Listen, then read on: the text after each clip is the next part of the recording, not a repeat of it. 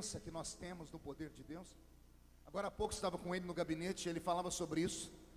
Somos assembleianos que gostamos do mistério, da glória, das revelações. E eu comecei a me lembrar aqui que desde criança na igreja, eu sempre tive desejo de receber o sobrenatural, mas eu tinha dificuldade de compreender o sobrenatural.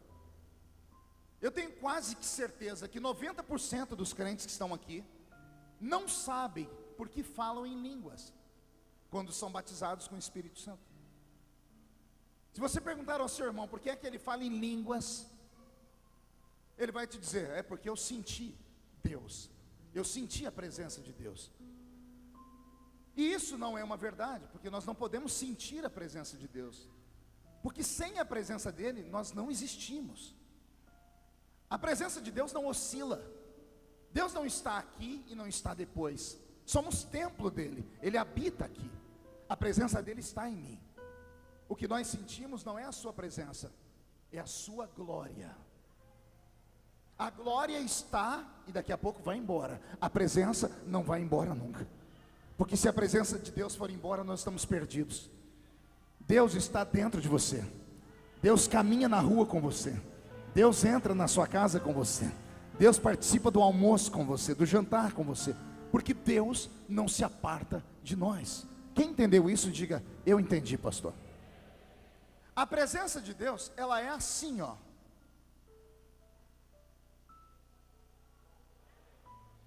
Ela não oscila. Ela é perene. Agora a glória de Deus oscila. A glória de Deus às vezes está assim, ó. Aí os crentes gritam, pulam, daqui a pouco ela baixa. Aí os crentes começam a dormir, daqui a pouco ela sobe. A glória de Deus oscila, a presença de Deus não. Então aprenda, a presença de Deus está aqui. E em reverência à presença dele, adore o santo nome do Eterno. Eu comecei a procurar saber o que é o Pentecoste de verdade. Até isso, se perguntarmos a alguns obreiros, eles terão dificuldade em explicar. O que é o Pentecoste? Qual o significado da palavra Pentecoste? Pentecoste vem de 50. Era uma festa de Israel, feita de 5 em 5 anos, ou de 50 em 50 anos. Era uma festa onde Deus recebia do povo agradecimento, porque a terra produziu, porque houve um período de graça. Foi no período de Pentecoste, ou seja, nessa festa que Israel estava dando agradecimentos a Deus por terem colhido bem, que o Espírito Santo desceu. Então o Espírito Santo desceu no dia de Pentecoste. Então recebemos o apelido de pentecostais, ou seja, dos homens e mulheres que fazem barulho, ou fizeram barulho no dia do Pentecoste. Mas Pentecoste não é grito, Pentecoste não é barulho. O símbolo mais palpável do Pentecoste é a presença do Espírito Santo real no nosso meio. Quando o Espírito Santo desceu sobre os irmãos, em Atos capítulo 2, ele deixou uma marca impregnada sobre a igreja. Quando ele desceu sobre eles, foram vistos sobre eles línguas, repartidas como que de fogo, as quais pousaram sobre cada um deles. E todos foram cheios do Espírito Santo, e começaram a falar em outras línguas, conforme o Espírito Santo lhes concedia que falassem. Por que falamos em línguas? As línguas dadas em Atos capítulo 2 são apenas um sinal para que os homens saibam que o Espírito Santo desceu sobre eles. Os discípulos já haviam recebido o Espírito Santo antes. João capítulo 20, Jesus está ressuscitado, ele chama os seus discípulos, coloca todos na sua frente e sopra sobre eles e diz: recebei o Espírito Santo. Mas nenhum deles falou em línguas nesse dia, nenhum deles profetizou, nenhum deles curou enfermos, mas todos receberam o Espírito Santo, porque Jesus soprou sobre eles. Mas mesmo tendo soprado sobre eles, em Atos capítulo 2, ou no capítulo 1, ele dá a eles um conselho: ficai em Jerusalém, até que do alto sejais revestidos de poder. Sejais o quê? Sejais vestidos de poder? Não, sejais revestidos. Eu estou vestido com uma camisa, mas estou revestido com um colete e com um paletó. Com a camisa eu posso entrar em qualquer repartição pública, mas se estiver extremamente frio, a camisa não vai me proteger do frio. Então, além de estar vestido, eu tenho que estar revestido para encarar o frio. Todo crente salvo, ele é vestido pelo Espírito Santo. Você não entendeu, eu vou dizer. Quando o homem e a mulher se convertem de fato, ele é vestido pelo Espírito Santo. Os discípulos foram vestidos pelo Espírito Santo quando Jesus soprou sobre eles. Eles andavam com Jesus, mas não eram convertidos. Ao ponto de Jesus falar assim: Pedro, vai chegar o dia que você vai se converter. Ele podia até ter curado enfermos, caminhou em cima das águas, mas não era convertido. Até expulsava demônios. Pastor, como ele expulsava demônios se ele não era convertido? Eles tinham uma senha. Jesus deu uma senha para eles: em meu nome, usem o meu nome e os milagres vão acontecer. Imagine você andando pela rua e você acha um cartão de crédito Black, aquele que o pastor Wellington tem, que é sem limites. Qualquer um ficaria feliz, né? Mas se você pegar aquele cartão Black e for em qualquer caixa eletrônico, mesmo tendo o cartão, você não consegue sacar, porque não basta ter o cartão, você tem que ter o quê? Não ouvir? A senha. Mesmo você não sendo dono do cartão, mas se você tiver a senha, você saca o que tem lá. Aqui está a explicação daquele versículo que dá um nó na cabeça de todo mundo: Senhor, mas eu curei no seu nome, mas eu expulsei demônios no seu nome. Jesus vai dizer o que para eles? Apartai-vos de mim, porque eu nunca conheci vocês. Se não conheciam, por que operavam? Operavam porque eles se apossaram da senha. Ter a senha não significa que você é o dono, porque tem gente que anda roubando a senha do céu. Tem gente que fala em nome de Jesus, prega em nome de Jesus, cura em nome de Jesus, mas não conhece Jesus. Só conhece Jesus aquele que é vestido pelo Espírito Santo. O símbolo mais nobre do homem ser vestido pelo Espírito Santo está em João capítulo 4, quando Jesus chamou a mulher samaritana, pregou para ela, e depois que ela se converteu, Jesus disse assim para ela: se as minhas palavras permanecerem dentro de você, vai nascer dentro de você uma fonte. Diga comigo, fonte. Uma fonte de água que vai jorrar para a vida eterna. Uma fonte que jorra para onde? Uma fonte que jorra para onde? Isso no capítulo 4. No capítulo 7 do Evangelho de João, Jesus reúne com os discípulos. Olha o que ele diz para os discípulos: se as minhas palavras permanecerem em vós, do vosso interior brotará um rio de águas vivas. Para a mulher, Jesus disse uma fonte, e para os discípulos um rio. A mulher, fonte. Os discípulos, de novo, a mulher e os discípulos. Por que para a mulher Jesus deu uma fonte, para os discípulos ele deu um rio? É porque não existe rio se não existir uma fonte. A fonte é a nascente. A mulher acabou de conhecer Jesus, então ela se converteu. Jesus disse: como você se converteu, eu vou vestir você, a sua nudez, o seu pecado, tudo isso vai ser coberto. O meu Espírito estará dentro de você, e ele vai nascer aí dentro uma fonte, que vai jorrar para a vida eterna. Isso, ou seja, a conversão tem a ver com o céu. A conversão tem a ver com o céu, porque recebe a fonte que vai te dar direito à vida eterna. Os discípulos de Jesus já estão com ele há 3 anos. Quantos anos? Desde que conheceram Jesus, Jesus plantou a fonte. Aí Jesus falou para eles: vocês estão comigo há muito tempo. Se eu plantei dentro de vocês a fonte, as minhas palavras permanecem em vocês, essa fonte já jorrou muita água. Agora não tem mais uma fonte dentro de vocês, agora tem um rio. Você nunca se perguntou por que no culto o crente que se converteu junto com você na mesma época, ele pula, grita, planta bananeira, fala em língua estranha, agarra o diabo pelo chifre, chuta a cara do diabo? E você é crente da mesma época, você começou assim também, mas de repente você parou, estacionou.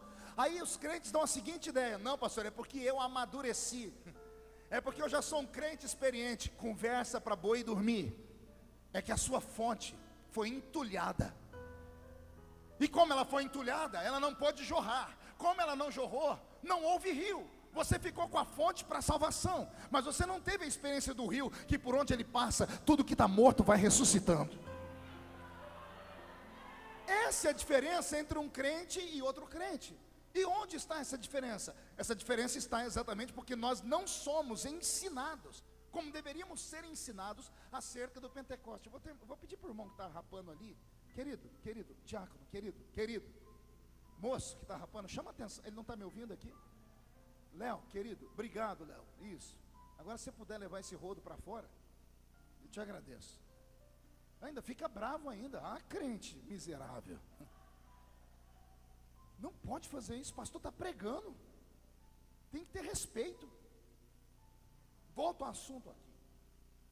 Quando eu olho para a Bíblia Sagrada e vejo o que Jesus Cristo está tentando fazer com a sua igreja, e a sua igreja não consegue compreender, o Senhor tem que então tratar a igreja por 2000 anos. Porque a maioria de nós dizemos que somos pentecostais, mas não sabemos nem o que é o Pentecoste. Ao não saber o que é o Pentecoste, ficamos à mercê do diabo.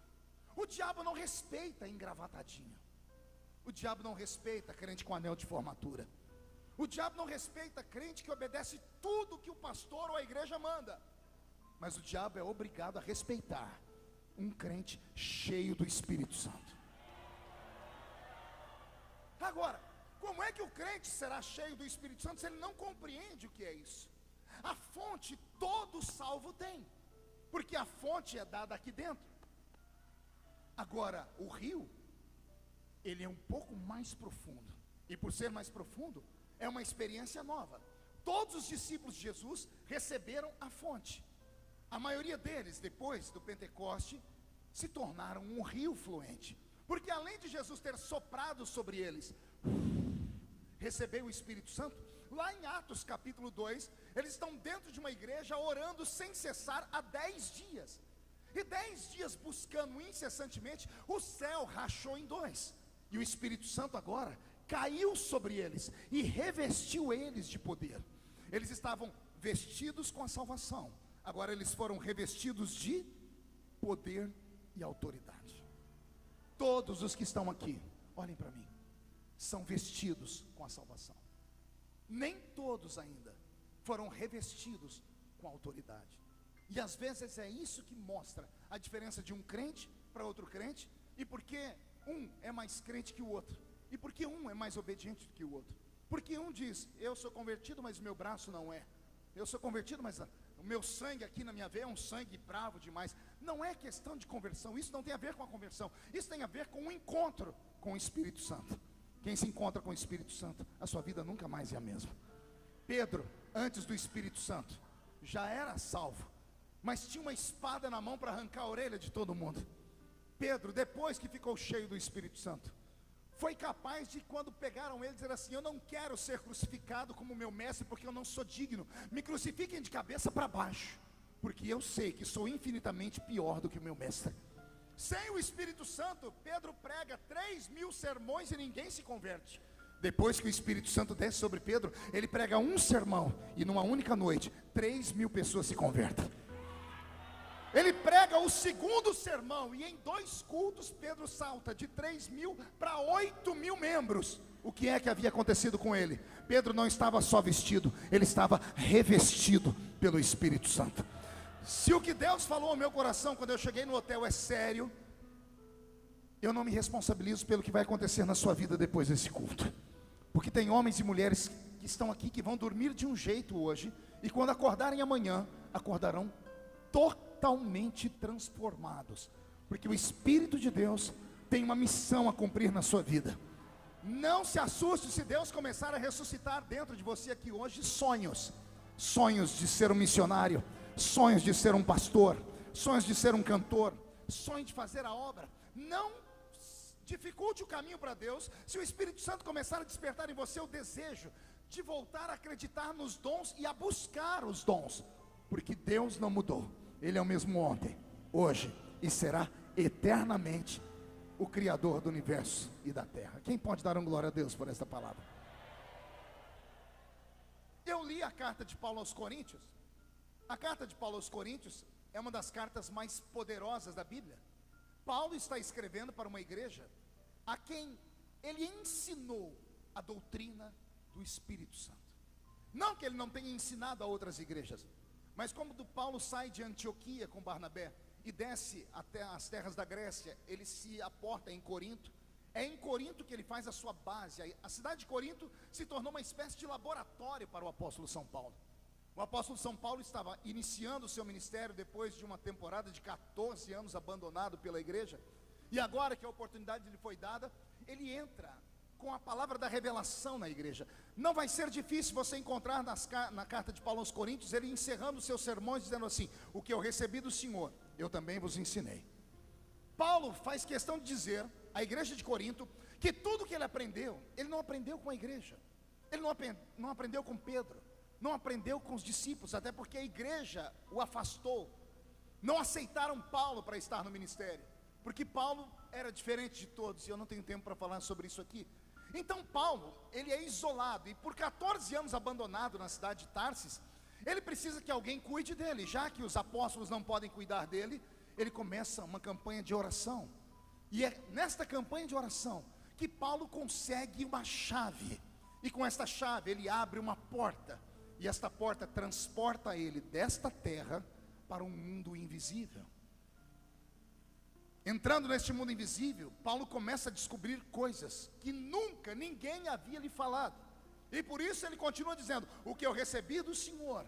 Um dia num debate com o apóstolo São Pedro, Pedro questionando a Paulo de onde ele tinha arrumado tanta autoridade, Pedro deu um grito dizendo assim: eu conheço um homem, que se no corpo não sei, se fora do corpo também não sei, foi ao terceiro céu, e chegando lá ouviu coisas inefáveis, que não é lícito ao homem contar. Com o apóstolo São Paulo eu aprendo que existem homens e mulheres que são separados por Deus. A maioria deles geralmente são desprezados pela própria igreja, porque são homens e mulheres que caminham com os pés na terra, mas a mente deles está focada no céu.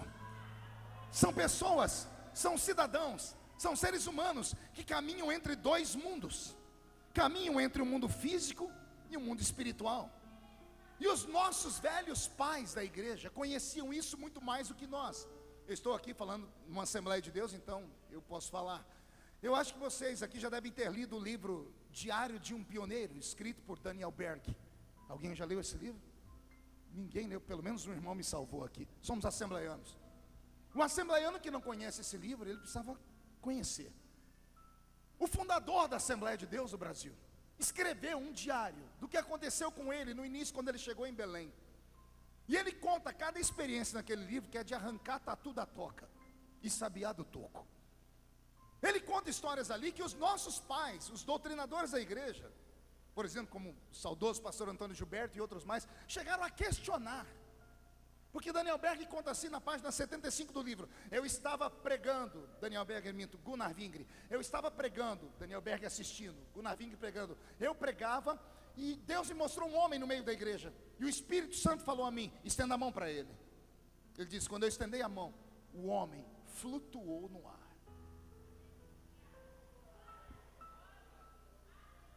Livro editado pela CPAD.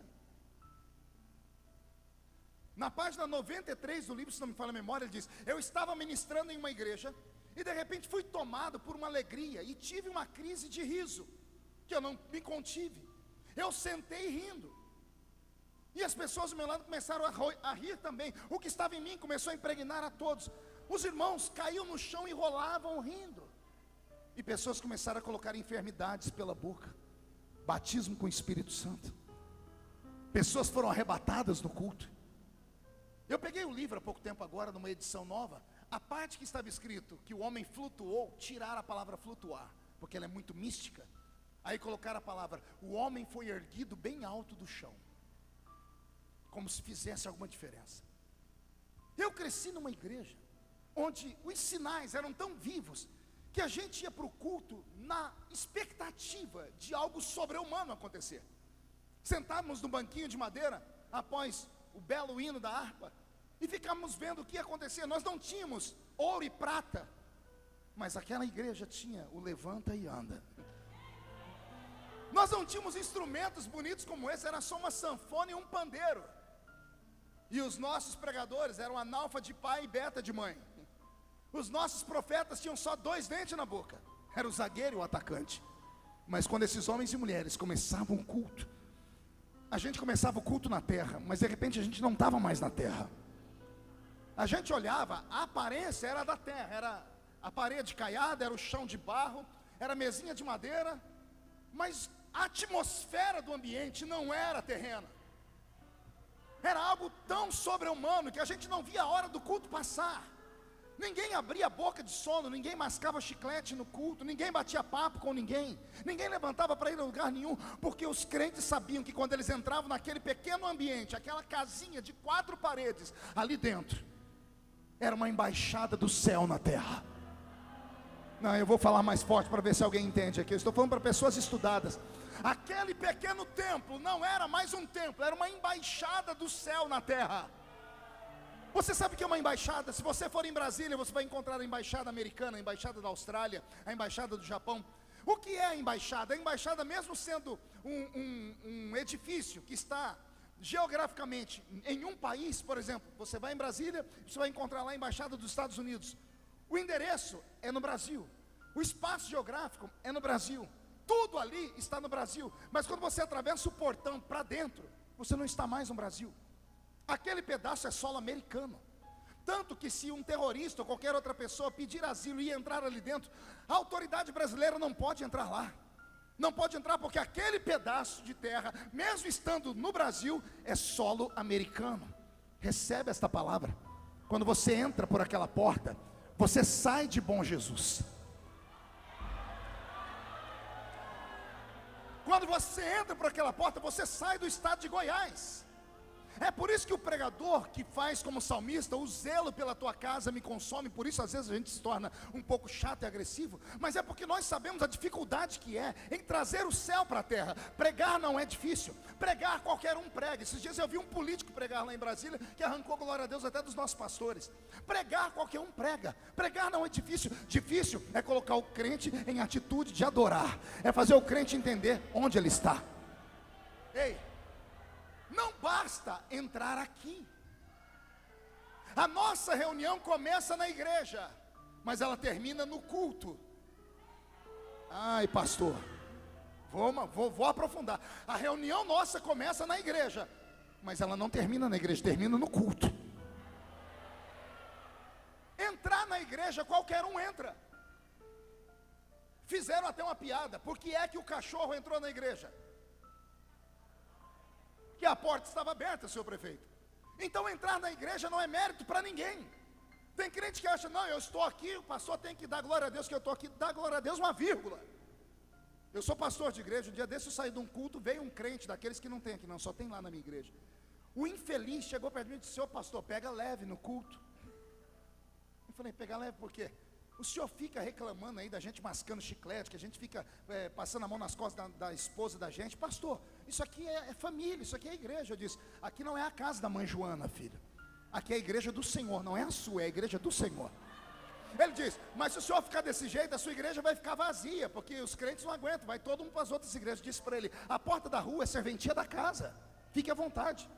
Não, pastor, o senhor tem que dar graças a Deus que a igreja está cheia. Eu disse: amigo, quem foi que te disse que quantidade significa alguma coisa? Quantidade não é sinônimo de avivamento, não. Se fosse sinônimo de avivamento, a marcha para Jesus era um espetáculo. Lá em São Paulo, 2 milhões de crentes marchando para Jesus. No final da marcha não tem um cego vendo, não tem um surdo ouvindo, não tem um paralítico levantando, não tem uma alma entregando a vida para Jesus. Tem 2 milhões de crentes sambando e cantando com faixa só para Jesus. Então, quantidade não significa nada. Agora, qualidade significa. Pode ser quase 120 reunidos no mesmo lugar. Quando de repente vem do céu um som como de um vento forte e impetuoso que enche toda a casa onde estavam assentados, e aí é visto por eles línguas repartidas como que de fogo, as quais pousaram sobre cada um deles. Então todos foram cheios do Espírito Santo e começaram a falar em outras línguas, conforme o Espírito Santo lhes concedia que falassem. Você consegue compreender o que eu estou falando?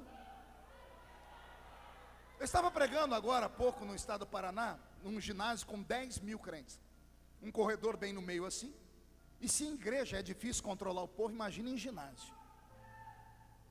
E eu estou falando aqui, os crentes lá do sul, eles são mais quietinhos, né? Eles demoram para dar glória a Deus. Não é igual a gente aqui do sul, sudeste, que aqui do sudeste para o norte, que fica todo mundo mais quente.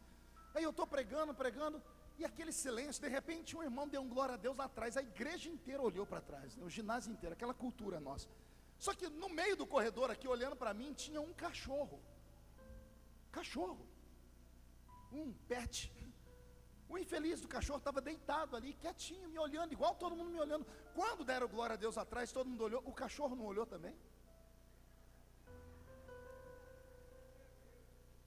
Deram um grito do lado de cá, a igreja inteira olhou para cá, e o cachorro olhou também. Eu falei, meu Deus, esse cachorro congrega nessa igreja, só pode ser. Daqui a pouco, quando a glória de Deus desceu, pastor Ed, e o povo vibrou, deram aqueles gritos de glória, o cachorro não empolgou.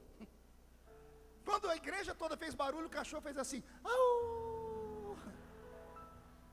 Um diácono do lado do público gritou e disse, eita, que o cachorro está crente, pastor.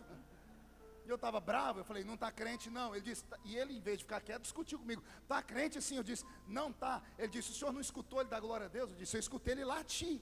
E ele falou, e eu interpretei. Me deu uma raiva.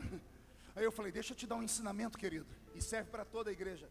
Nenhum animal irracional pode dar glória a Deus, porque eles não têm espírito. Pastor, o senhor não conhece o meu papagaio? O seu eu não conheço, mas eu conheço um que mandaram no meu WhatsApp esses dias. O papagaio pregou durante 2 minutos uma pregação minha, e terminou imitando minha língua estranha ainda. O diácono que mandou para mim, pastor, meu papagaio está cheio do Espírito Santo. Eu falei, querido, pode brincar, mas não profana, não blasfema. Ele disse, por quê? Eu disse, porque esse papagaio não deu glória a Deus. Mas o senhor não escutou aí ele falando? Eu disse, falar é uma coisa, dar é outra. Falar qualquer um fala, até papagaio fala, mas não sabe o que está fazendo, porque ele não tem espírito, ele não tem intelecto, não tem inteligência. Só existe uma raça na terra que pode dar glória a Deus. Está aqui na minha frente, está aqui na minha retaguarda. E por que é que nós damos glória a Deus? Porque o céu está dentro de nós. Vou deixar Salomão ensinar a gente. O homem quando morre, o pó volta ao pó, mas o espírito, esse volta a Deus, porque foi Deus que o deu. Parte de você veio do céu, parte de você veio da terra. A parte sua que veio da terra é essa parte que te faz ficar me olhando com essa cara feia, parecendo que foi batizado num pote de vinagre. A parte que veio da terra é essa parte que faz você ficar me olhando com esse olho seco, parecendo olho de sapo que morreu no dia de enchente. A parte que veio da terra faz você ficar me olhando com essa boca travada, essa boca de aço, essa língua de ferro, esse queixo de concreto. Mas a parte que veio do céu é esta parte que faz você levantar a mão, dar um grito de glória a Deus, bater os pés no chão. É esta parte que nós alimentamos.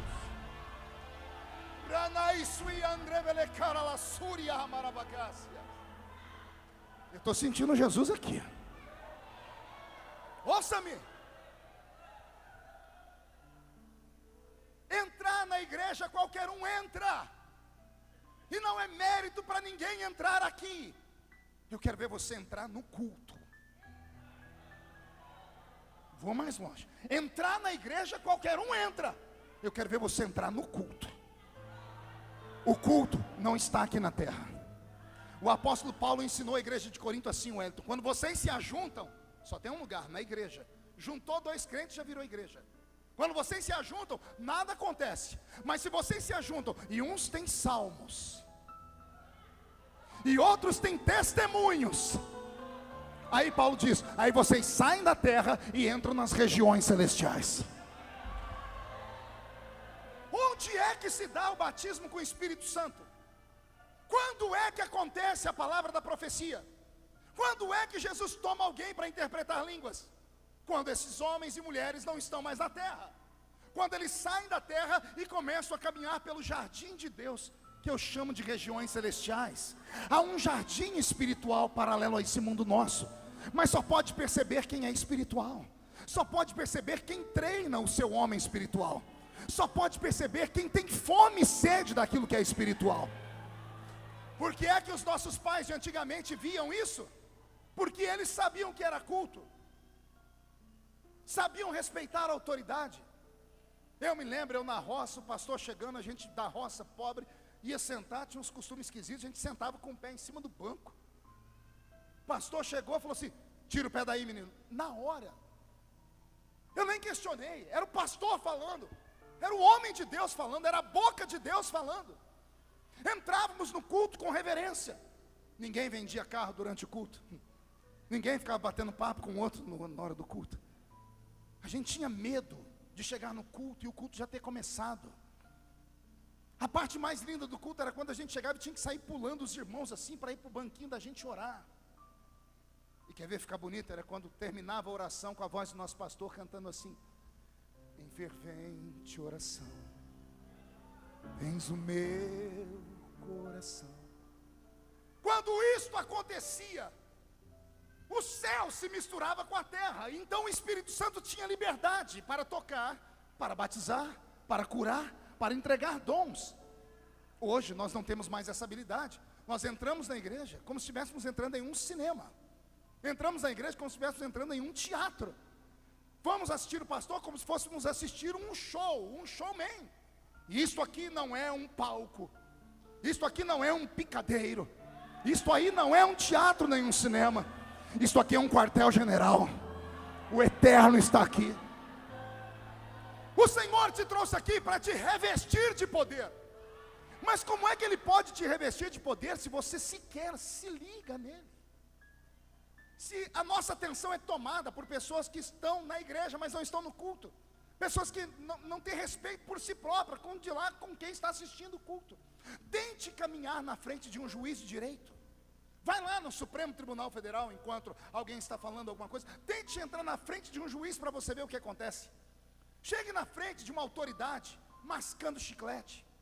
Faça isso para você ver. Se vá mal vestida na presença de qualquer lugar, que as pessoas, você vai ver o que as pessoas vão falar para você. Isso não é roupa para vir a esse lugar. Aí quando a gente entra aqui dentro, que é a casa de Deus, a gente não tem reverência, não tem respeito. E aí a gente pergunta por que o céu não desce? Por que o Espírito Santo não vem? Porque o Espírito Santo não é de bagunça. Ele é santo. E Ele está aqui. E Ele quer pousar sobre você agora. Ele quer te dar línguas estranhas nessa noite. Não é só falar em línguas, Ele quer te dar um idioma novo. Porque uma coisa é o sinal, é o batismo com o Espírito Santo. Esse é só o sinal. Mas a Bíblia diz que existe o dom de variedade de línguas. Eu disse dom do quê? Dom de? Pergunta para o seu irmão: você tem esse dom? Alguém aqui tem esse dom? Mas é para você o dom, está na palavra. A gente vê muita gente falar em língua estranha na Assembleia de Deus, não vê? Cadê alguém interpretando? Não temos os dons. Gostamos do sinal, guardamos o sinal. Por isso que eu disse, como falei no início, a maioria de nós não sabe por que falam em línguas. E eu quero agora tentar dar um ensinamento a vocês. Lendo a Bíblia Sagrada, eu chorei por uns 3 meses debaixo de uma revelação. Eu estava falando com Deus, eu queria compreender as línguas. Eu queria falar: Senhor, por que eu falo uma língua que eu não entendo? O que significa isso? O Senhor me fez cavar a Bíblia, e eu cavei a Bíblia por 3 meses. Eu descobri que o batismo com o Espírito Santo, diga comigo, batismo com o Espírito Santo, ele é uma devolução. É Deus devolvendo ao homem parte da autoridade que o homem tinha lá no Éden. Ah, meu Deus. Vem comigo?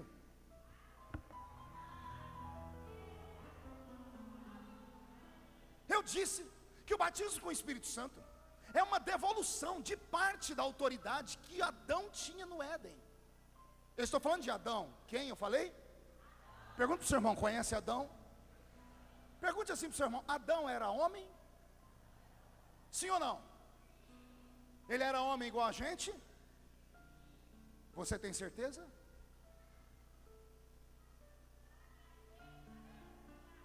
Adão era homem como nós, senhores? Se ele era homem como a gente, por que ele não enxergava que ele estava nu? Ele era burro? Não, ele não enxergava que estava nu, porque ele estava vestido com uma veste espiritual, o corpo dele brilhava. Você quer ver Adão? A Bíblia mostra para nós a foto de Adão no Novo Testamento. O local é o Monte Tabor. No Monte Tabor está subindo Jesus com 3 discípulos.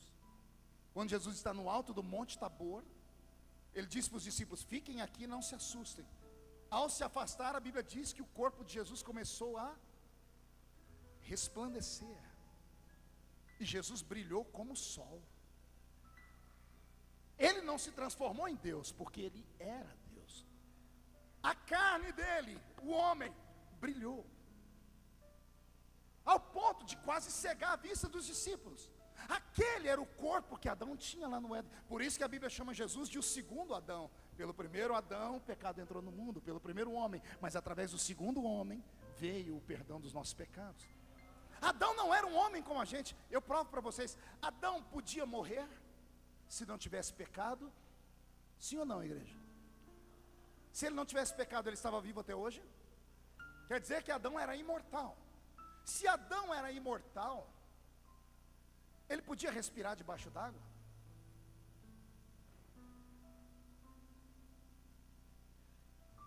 Pergunte por quê, pastor? Que a Bíblia diz que ele colocou nome nos animais, mas colocou nome nos peixes do mar. Colocar nome na vaca andando aqui na sua frente é fácil. Colocar nome no passarinho que está voando. Agora, colocar nome nos peixes do mar. Como Adão fez isso? Adão não era um homem como nós. Ele era a primazia, ele foi feito à imagem e à semelhança de Deus. Imagem, aparência, semelhança, autoridade e poder. Adão perdeu isso quando o infeliz pecou. Só que ele foi perdendo tudo. Ele não perdeu só o brilho naquele dia, porque quando a santidade dele foi embora, ele enxergou que estava nu. Ele perdeu a vestimenta espiritual. Só que mesmo sem a vestimenta, Deus descia no jardim todo dia para falar com ele. Sim ou não? Quem lembra de Deus entrando no jardim gritando assim: Adão, onde estás? Quem lembra a resposta de Adão? Eu vi que pequei, vi que estava nu e me escondi. Adão e Deus conversavam? Sim ou não? Pergunta: em qual idioma?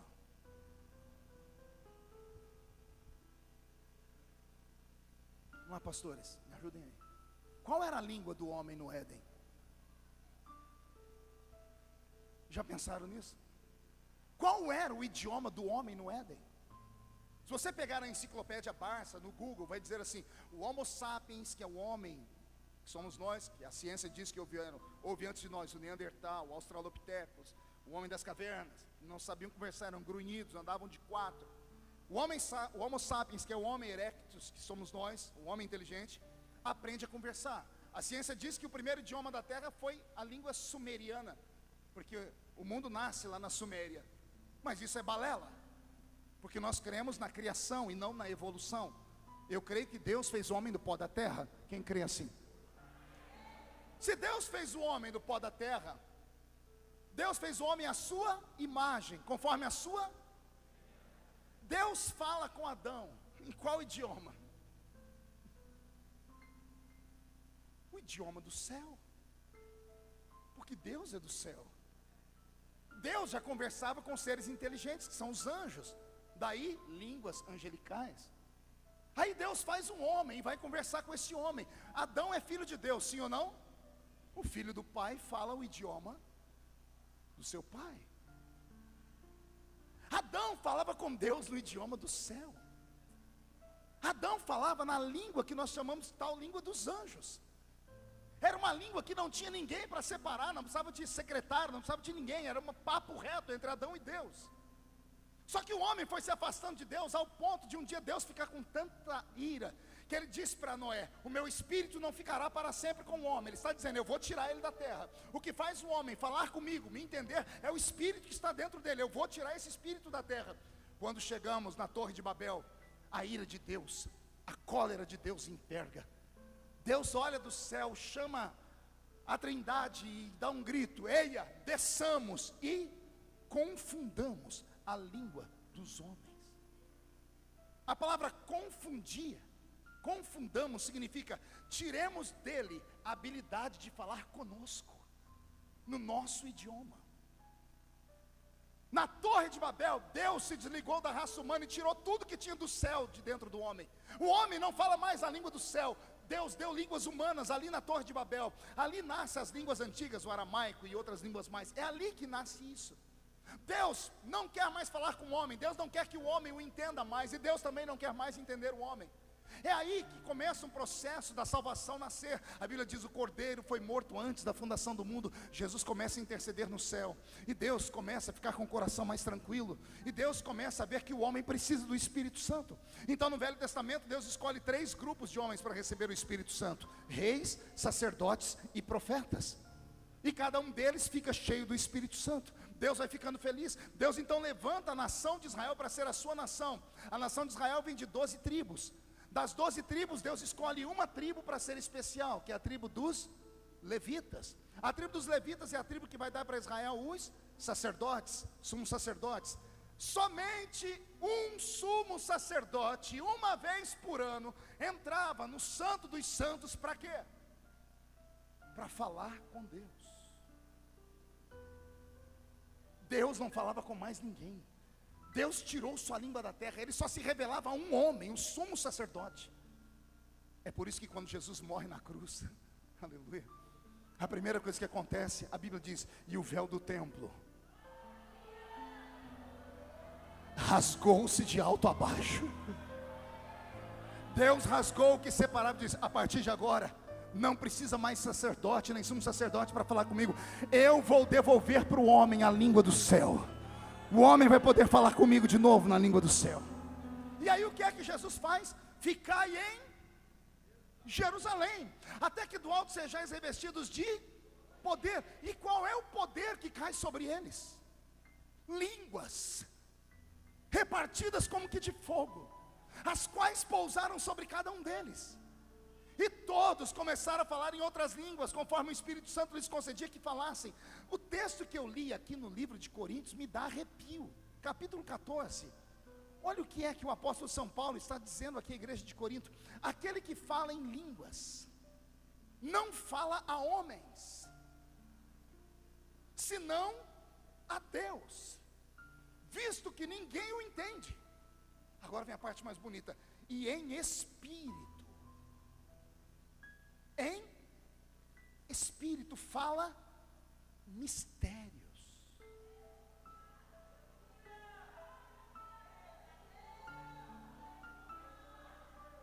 Quem já viu na igreja, irmão vai cantar, irmão, enquanto eu estou cantando, eu peço que a igreja fique orando em espírito, ou em espírito de oração. Quem já viu isso? E o que é que a igreja faz na hora que a pessoa pede? É automático.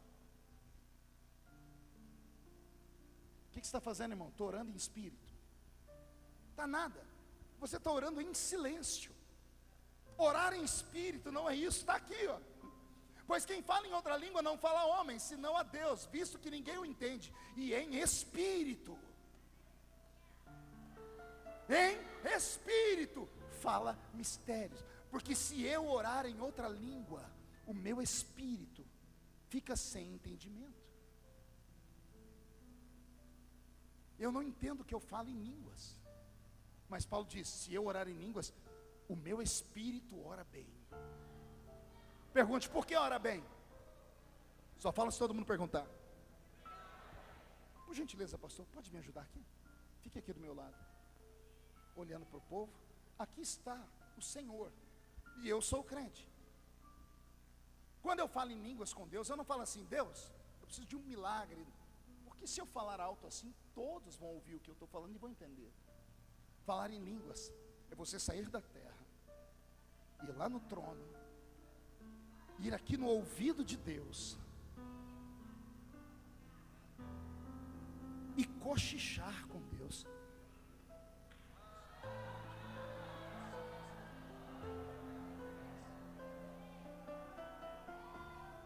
Você sabe o que eu falei para ele aqui? Não, por que ele está sorrindo desse jeito? Ué, mas eu não falei, por que você não ouviu? Porque eu falei só para ele. Quem fala em línguas não fala homens. Quem fala em línguas fala no ouvido de Deus. Quem fala em línguas fala mistérios no ouvido de Deus. O seu espírito, a sua mente fica sem fruto, porque você não sabe o que está falando, mas aqui dentro você está orando bem. É por isso que os crentes falam em outras línguas. Muito obrigado, pastor. É por isso que nós não podemos parar de orar em línguas. Há um movimento no mundo espiritual contra o poder do Pentecoste a nível mundial. Estão arrancando de nós a alegria desses gritos, a alegria das línguas. Estão trocando os nossos moveres por aplausos, por músicas barulhentas. Estão fazendo de tudo para que esse tipo de movimento termine. Mas se esse tipo de movimento terminar, a igreja fracassa. Barulho pentecostal não é coisa de mente nervosa, não é coisa de pessoas desequilibradas. Barulho pentecostal é uma questão de sobrevivência desse movimento. O Senhor te trouxe nesta noite, aqui neste dia especial, para te dizer: você não precisa ficar chorando as pitangas no Facebook, nem postando as coisinhas tristes no seu WhatsApp, pedindo para que as pessoas te dêem atenção. Você tem alguém extremamente mais poderoso para te dar atenção, que é Deus. Só que você prefere gastar o dedo escrevendo, você prefere gastar o dedo mandando mensagens, do que você passar meia hora de joelhos, ou você passar 5 minutos falando em línguas estranhas, porque elas estão dentro de você. Pastor, mas eu vou falar em línguas, eu não entendo nada. Aqui está explicado: quem fala em línguas não fala homens, fala direto a Deus e fala em mistérios com Deus. Levante a mão direita para o céu comigo, por favor, chacoalhe ela. Agarre o ombro de quem está do seu lado. Agarre o ombro da pessoa, por favor. Agarrou? Chacoalhe a pessoa para mim até ela ficar irritada. Irrita a pessoa, faz isso com o companheiro. Isso, diga para ele: Deus te trouxe aqui para isso. Sacode, sacode. Diga: Deus te trouxe aqui para isso. Deus te trouxe aqui para sacudir a sua fé, para sacudir a sua autoridade, para sacudir os dons do Espírito Santo.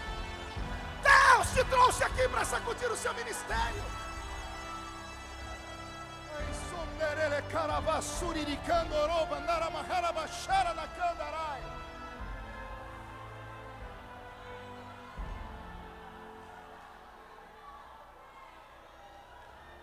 Dia desse eu recebi na minha casa um amigo. Nasceu comigo na igreja, só que ele ficou rico, foi estudar fora do país, foi para uma igreja moderna, light. Aí ele veio falar comigo e falou: Marco, a gente é amigo desde a infância, deixa eu te fazer uma coisa, você ainda continua com aqueles pulos seu? Falei: como assim? Você ainda dá aqueles golpes de Kung Fu quando você prega? Falei assim: eu já estou velho agora, eu não consigo mais, mas de vez em quando eu dou uns pulinhos ainda. E ele falou assim para mim: então você continua fanático?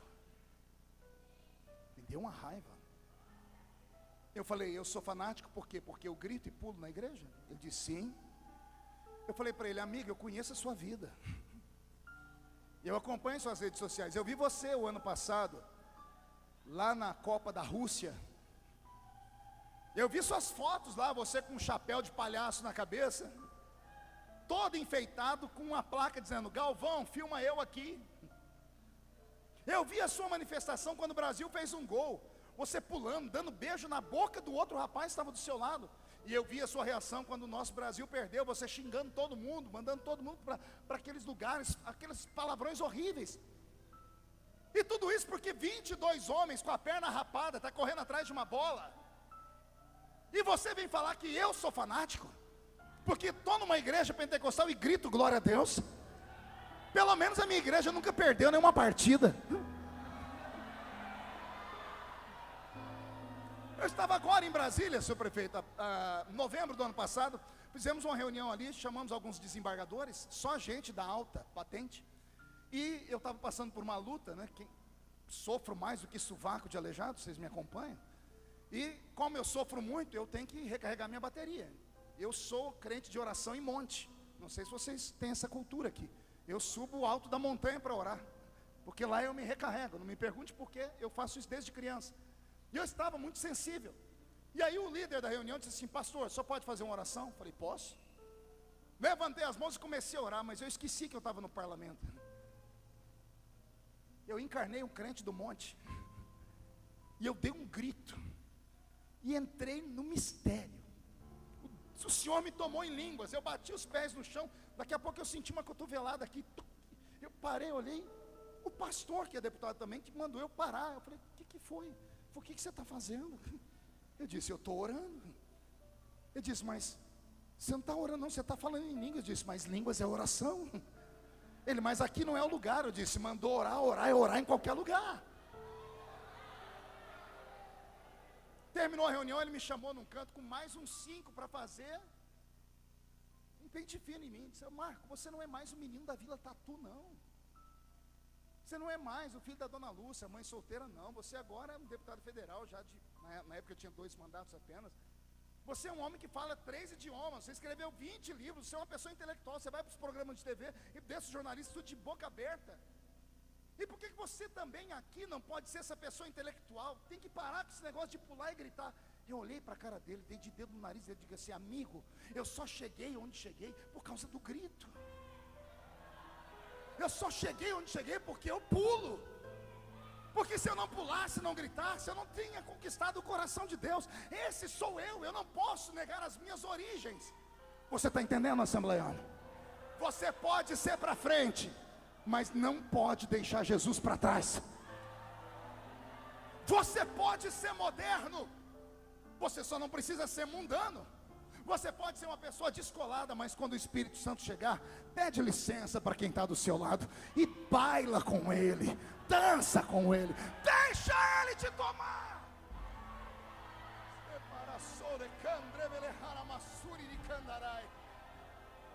O que está faltando para você é isso: treinar o seu espírito, treinar esta graça. Nós perdemos a paixão pelo poder do Espírito Santo, pastor. Por quê? Nós deixamos de ensinar o povo quão importante é a presença do Espírito Santo.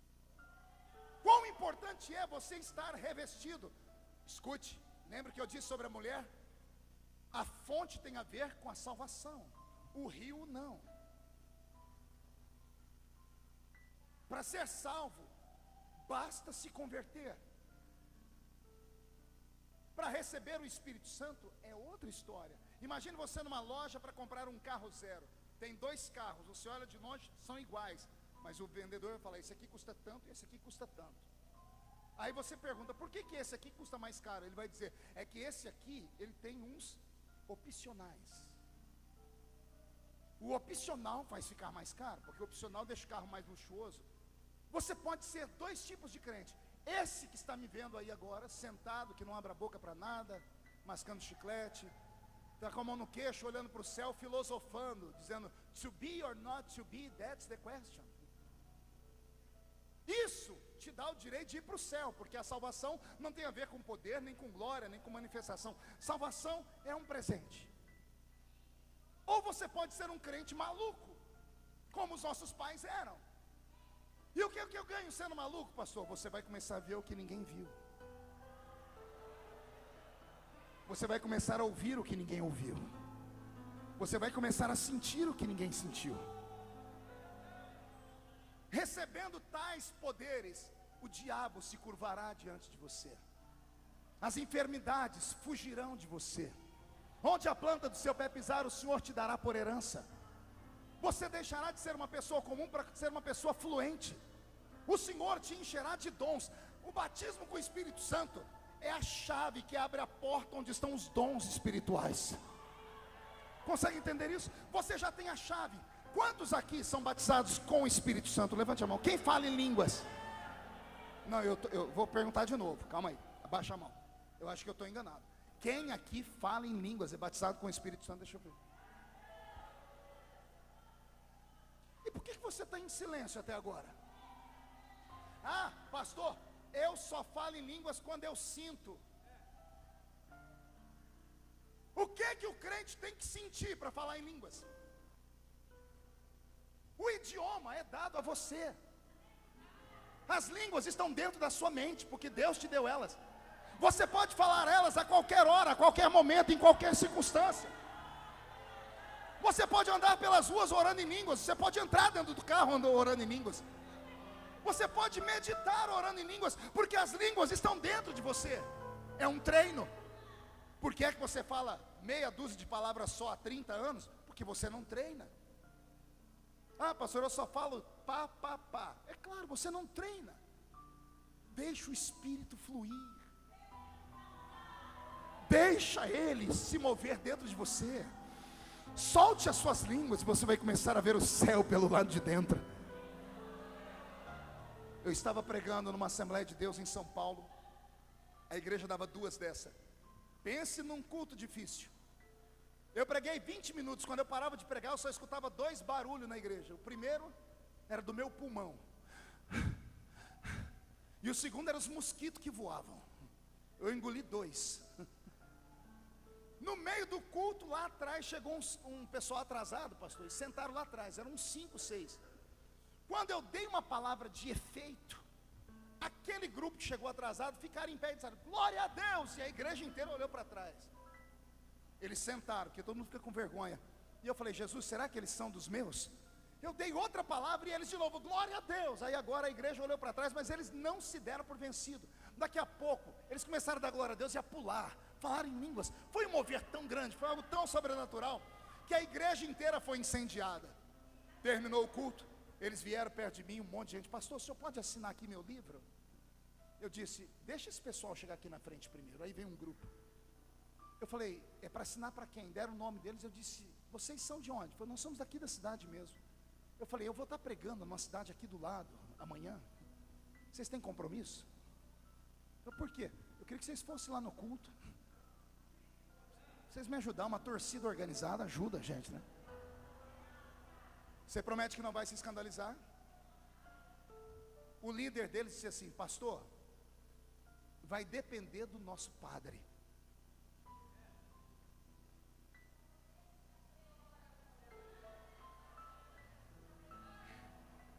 Eu engasguei.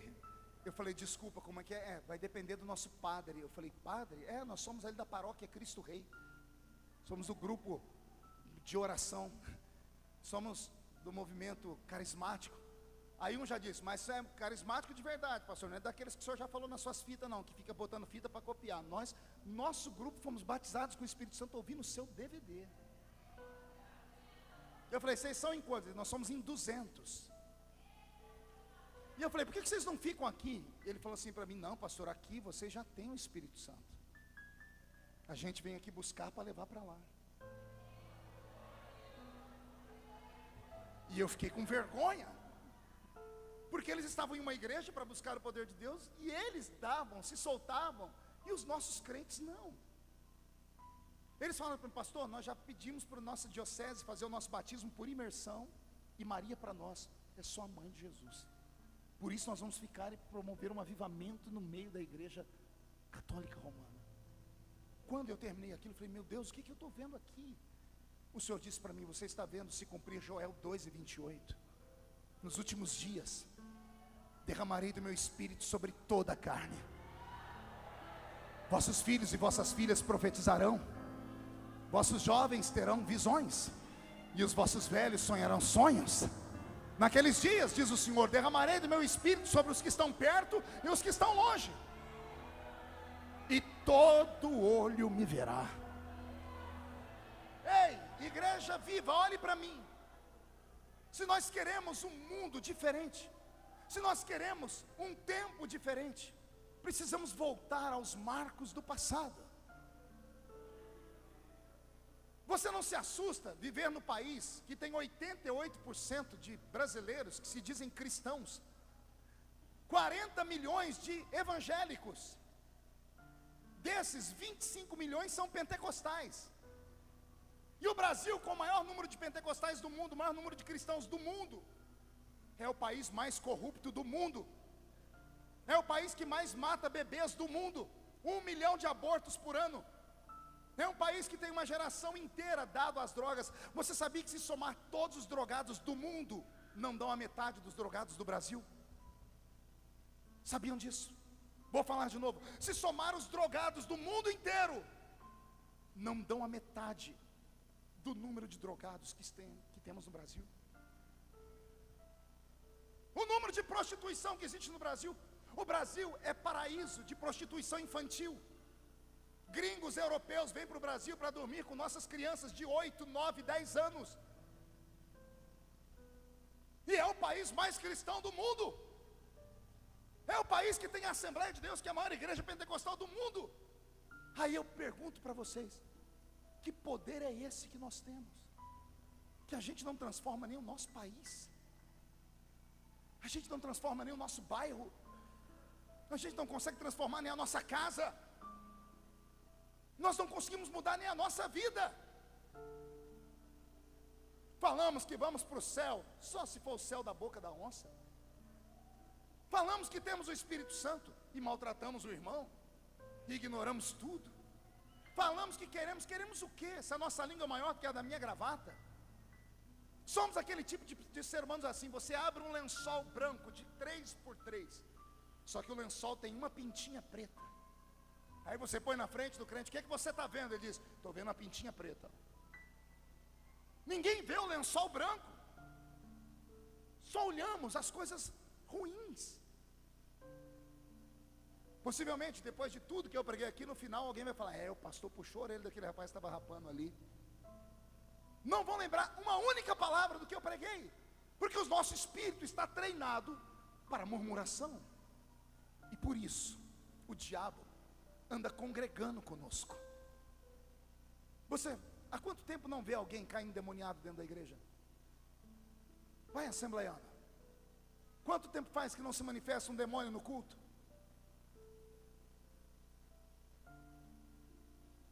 Por quê?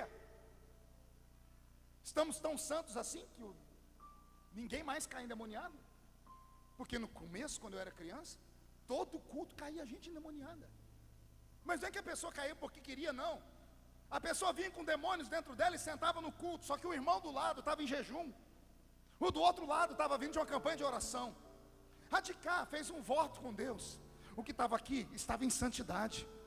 Ali não roubava, ninguém adulterava, ninguém matava, ninguém falava, ninguém colocava os olhos naquilo que não prestava. O ambiente era saturado com a glória de Deus. O diabo não conseguia permanecer no culto. Os crentes começavam a dar glória a Deus, os anjos desciam, os demônios tinham que urrar para sair. Hoje, o diabo congrega conosco. Dia desse, lá em Ribeirão Preto, entrou a Polícia Federal, parou um culto. Os crentes estavam cantando, entrou 30 policiais e foram num homem, prender um homem, assassino de 6 crianças, estuprador de menores. Estava lá de terno, gravata, no culto. Não temos espírito de discernimento, não discernimos espíritos. Nós não sabemos mais quem é quem no nosso meio. Julgamos a pessoa pela roupa, julgamos a pessoa pelo cabelo. Não sabemos mais se o Espírito Santo está dentro dela ou não. Mas o que Deus falou comigo hoje à tarde no hotel é que vai acontecer um movimento aqui em Bom Jesus. Creia se quiser, vai acontecer um avivamento aqui em Bom Jesus.